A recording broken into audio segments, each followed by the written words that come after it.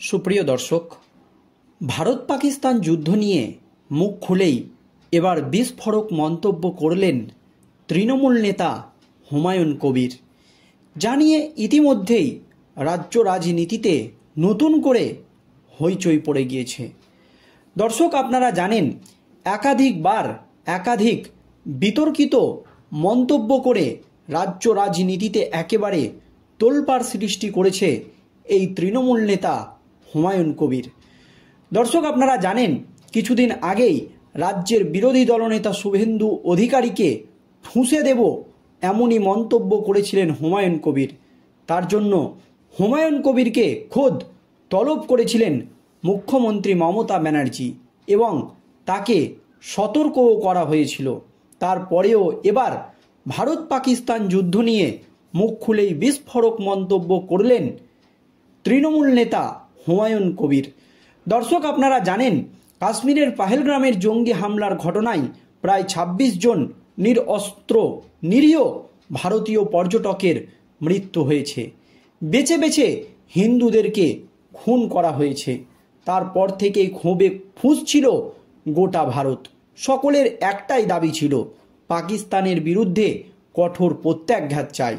এই আবহে কেন্দ্রের নরেন্দ্র মোদী সরকার কূটনৈতিকভাবে পাকিস্তানের বিরুদ্ধে একাধিক কঠোর পদক্ষেপ নিয়েছিল। তারপরেও দেশবাসীর ক্ষোভ যেন কিছুতেই কমছিল না। এর পরপরই পাকিস্তানের ৯টা জঙ্গি ঘাঁটি একেবারে গুড়িয়ে দেয় ভারতীয় সেনাবাহিনী। পাকিস্তানের ৯টি জঙ্গি ঘাঁটিকে একেবারে ধুলোয় মিশিয়ে দেওয়া হয়। এরপরই পাকিস্তান পাল্টা ভারতে আক্রমণ শুরু করেছে। ভারতের বিখ্যাত ১৫টি জায়গাকে বেছে বেছে টার্গেট করে পাকিস্তান থেকে ড্রোন ছাড়া হয়েছিল। কিন্তু সেই ড্রোন সেই জায়গাগুলোতে ব্লাস্ট হওয়ার আগেই ভারতের সুদর্শন চক্র পাকিস্তানি ড্রোনকে একেবারে আকাশেই ধূলিসাৎ করে দিয়েছে, যার জেরে কার্যত এখন একেবারে দিশেহারা অবস্থা পাকিস্তানের। তাই জন্য পাকিস্তান এবার সাধারণ মানুষের ওপর গুলি চালাতে শুরু করেছে, গোলাবর্ষণ শুরু করেছে। কিন্তু পাকিস্তানকে ভারতীয় সেনাবাহিনী যোগ্য জবাব দিচ্ছে। এই আবহে এই যুদ্ধ পরিস্থিতিতে এবার মুখ খুলেই বিস্ফোরক মন্তব্য করলেন তৃণমূল নেতা হুমায়ুন কবির।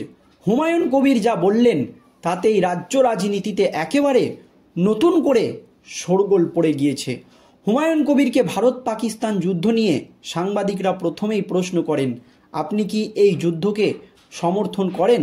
হুমায়ুন কবির নিজের অবস্থান স্পষ্ট করে প্রথমেই জানিয়ে দেয়, কেন্দ্রের নরেন্দ্র মোদী সরকার পাকিস্তানের সন্ত্রাসবাদের বিরুদ্ধে যে লড়াই করছে এবং আমাদের ভারতীয় সেনাবাহিনী যেভাবে পাকিস্তানের ৯টি জঙ্গি ঘাঁটি উড়িয়ে দিয়েছে সেটাকে আমি সমর্থন করি। নরেন্দ্র মোদী একটি সঠিক পদক্ষেপ নিয়েছে। নরেন্দ্র মোদীর এই পদক্ষেপকে আমি সমর্থন করি। নিজের অবস্থান স্পষ্ট করে কথা জানান হুমায়ুন কবির। কিন্তু বিজেপি এটা নিয়ে অ্যাডভান্টেজ নেওয়ার চেষ্টা করবে, যেহেতু বাংলায় আর কিছুদিন পরই ভোট। এই আবহে বিহারেও ভোট রয়েছে। আর এই ভোটগুলোতে এই যুদ্ধকে ঘিরে বিজেপি একটি বাড়তি অ্যাডভান্টেজ নেওয়ার চেষ্টা করবে। কিন্তু আমাদেরকে মানুষকে সঠিকভাবে বোঝাতে হবে, এমনই মন্তব্য করেন তৃণমূল নেতা হুমায়ুন কবির। তার পরপরই তাকে প্রশ্ন করা হয়। বিকাশ রঞ্জন ভট্টাচার্য সিপিআইএম নেতা, তিনি দাবি করেছেন যে সামনেই নির্বাচন রয়েছে, সেই জন্যই এই যুদ্ধ পরিস্থিতি তৈরি করছে বিজেপি। এই নিয়ে প্রশ্ন করা হলে হুমায়ুন কবির নিজের অবস্থান স্পষ্ট করে জানিয়ে দেন যে এই যুদ্ধ নিয়ে বিজেপি বাড়তি একটা অ্যাডভান্টেজ নেওয়ার চেষ্টা করবে। কারণ সামনেই রয়েছে বাংলায় বিধানসভা নির্বাচন, কিছুদিন পরেই রয়েছে বিহারে নির্বাচন। আর এই নির্বাচনকে কেন্দ্র করে বাড়তি অ্যাডভান্টেজ নেওয়ার চেষ্টা করবেই বিজেপি। কিন্তু সন্ত্রাসবাদকে কিছুতেই সমর্থন করা যাবে না।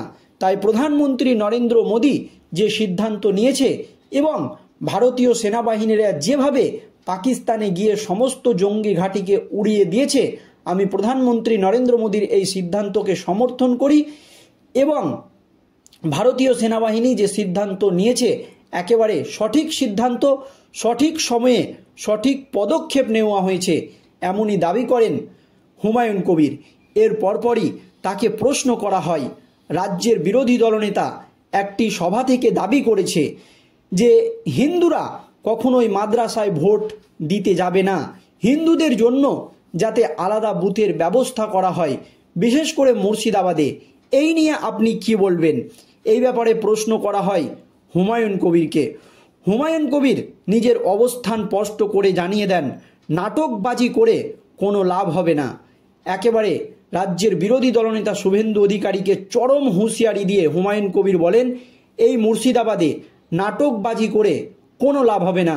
মুর্শিদাবাদের মানুষ কখনোই সাম্প্রদায়িক নয়। মুর্শিদাবাদের মানুষ আগেও সাম্প্রদায়িক ছিল না, মুর্শিদাবাদের মানুষ আজও সাম্প্রদায়িক নয়।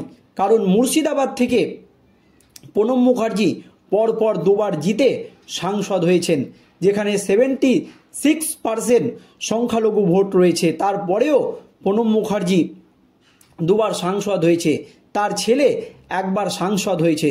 সেক্ষেত্রে মুর্শিদাবাদের মানুষ কখনোই এই সাম্প্রদায়িকতাকে সমর্থন করে না।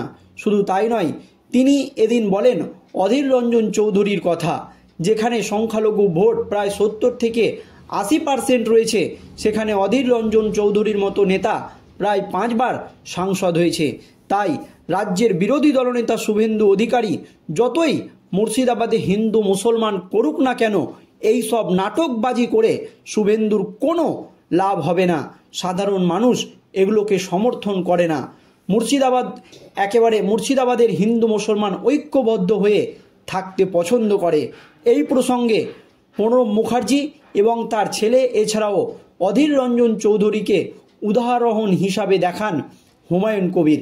শেষ পর্যন্ত তাকে প্রশ্ন করা হয়, ভারত পাকিস্তান যুদ্ধে কি আপনি কেন্দ্রের নরেন্দ্র মোদী সরকারের পাশে রয়েছেন?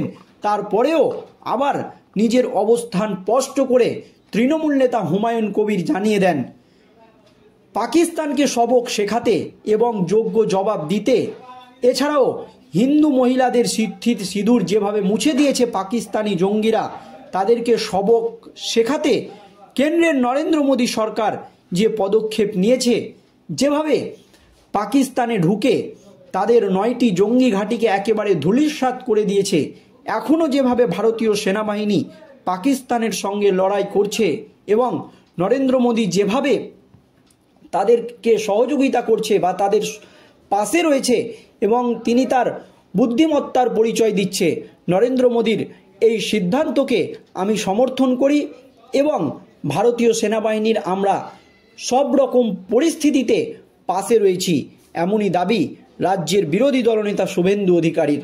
তবে প্রধানমন্ত্রী নরেন্দ্র মোদীর পাশে রয়েছেন মুখ্যমন্ত্রী মমতা ব্যানার্জি থেকে শুরু করে দেশের বিরোধী দলনেতা রাহুল গান্ধী, সকলেই কিন্তু পাকিস্তানের বিরুদ্ধে একেবারে ঐক্যবদ্ধ হয়ে লড়াই করছে। এই আবহে কেন্দ্রীয় সরকারের পাশে দাঁড়ালেন একাধিক বিতর্কিত মন্তব্য করে বিতর্কে জড়ানো নেতা হুমায়ুন কবির। ধন্যবাদ।